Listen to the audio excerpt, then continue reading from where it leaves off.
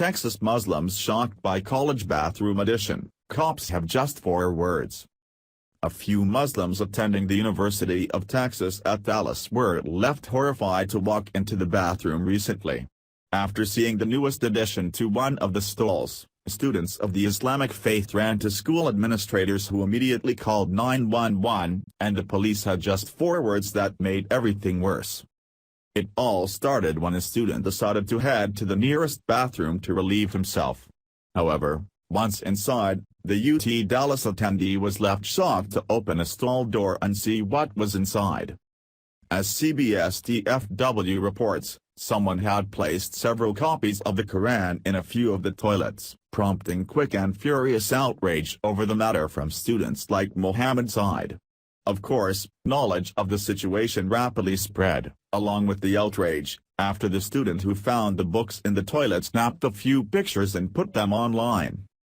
Before long, students had gone down to the school administrator's office to tell them what happened, which reportedly resulted in an immediate call to 911. As one would imagine, police responded, but things would take a rather odd turn once they arrived. Rather than telling the school to stop wasting the time and resources of police for something so ridiculous, they're taking the matter seriously.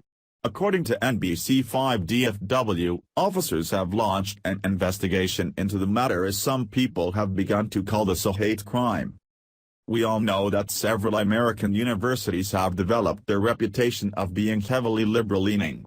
Unfortunately, this is what our country has devolved to under the constant brainwashing of the left. When it comes down to it, this is not a hate crime as no one was hurt in the process. We, as Americans, do not have the right not to be offended. In fact, the First Amendment stands in opposition to that desire. Once upon a time, talks of a revolution would be very offensive to a king or tyrant. Our founding fathers sought to ensure that was never the case again, yet here we are, thanks to entitled brats everywhere. It's a really sick thing to see that putting the Quran in the toilet is considered a hate crime, whereas burning the flag falls under freedom of speech.